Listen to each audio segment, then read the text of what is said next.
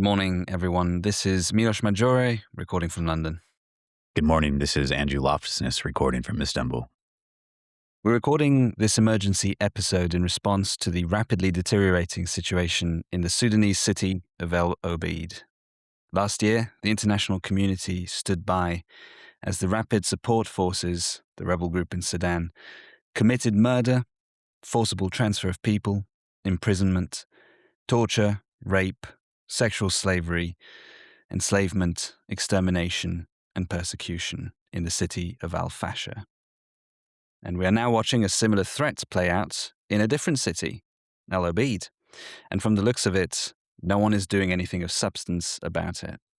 Right. And when we kicked off our Sudan coverage a little while ago with Andrea Tracy of Mutual Aid Sudan and Proximity to Humanity, one of the things we promised our listeners is that we would always try and bring knowledgeable guests on the show and people who have direct experience working on the ground.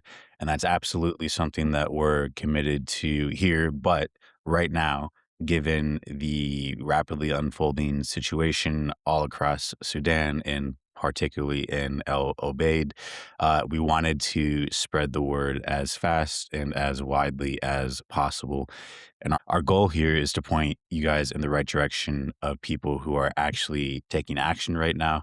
And we plan to do that until we can find the right expert to interview on this particular subject. But the situation there is so dire that we felt we had a responsibility to try and get word out in the meantime. Exactly. So, in terms of some of the facts on the ground, we've seen that recent fighting between the Sudanese armed forces and the rebel RSF. It has intensified and is shifted in its spread across the northern Kordofan region in which El-Obeid is situated. And the city itself is quite interesting. It's lying at 360 kilometers south of Khartoum, the capital of Sudan. And up until now, it's been held by government forces. And it is a vital supply and logistics node for both military supplies, but also humanitarian supply routes. And so as a result, obviously controlling the city is key to controlling the entire region and also ensuring the safety of the people inside. Exactly. And more on the threats to those humanitarian supply lines in a minute. But the UN is currently warning that there is a significant risk of a large scale offensive in and around the city, essentially a siege of the city, again, similar to what the world witnessed last year in El-Fasher and those follow on civilian massacres that occurred there. The civilian population of El-Obeid is in significant danger just within the last 2 weeks. Over 10,000 people, half of them being children, have been displaced from the city. Keep in mind, there was also a population of at least 100,000 displaced persons in the city prior to this from other parts of Sudan. And then just keep in mind that this is occurring while the rest of the country also continues to suffer the impacts of violence and the purposeful and systemic targeting of civilians, which at present shows no signs of ceasing. Now, the UN has convened its Human Rights Office and stressed the urgency of the situation, warning of a closing window of opportunity to prevent further large-scale atrocities. NGOs on the ground have also raised the alarm, highlighting the parallels with last year's massacre in El-Fasher, which, according to the UN itself, bore the hallmarks of genocide, and in any case, bore many of the signs of large-scale ethnic cleansing. And yet, we're seeing that the violence continues, and there is currently no meaningful intention from the international community to prevent RSF atrocities from repeating themselves. As mentioned up top, the RSF are prone to using large-scale and indiscriminate rape as a practice of war. On top of that, a recent development we've seen throughout the past couple of months, the RSF has integrated the use of drones into its targeting and its strategies.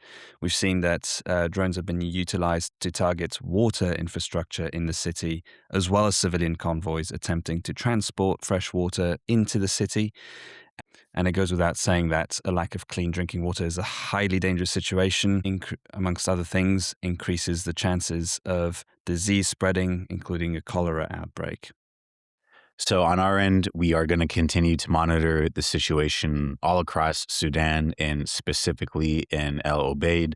We're going to keep you guys informed with the latest that we can find. At the same time, we are going to keep searching for the right person to interview about this specific crisis. It's very important to us that we find the right voices and expertise from someone who is actively involved with aid on the ground or otherwise is trying to directly influence policy and governments and trying to get a response, a meaningful response from the international community to prevent further atrocities for the people of Sudan and in El Obeid. As always, we end our episodes with direct calls to action. So, the most direct way that you listening right now can help is by supporting local grassroots organizations that are helping people in Sudan.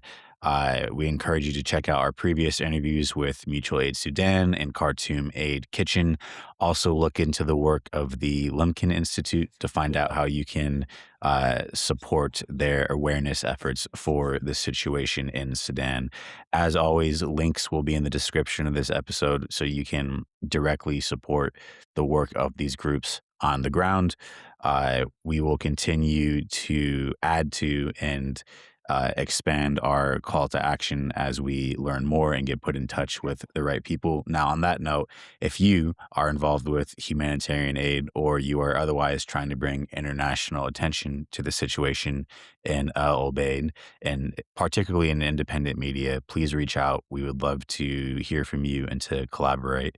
In the meantime, check out the links in the description for ways that you can help support meaningful grassroots action on the ground and help the helpers to continue making a difference. Keep spreading the word. Stay safe, everyone.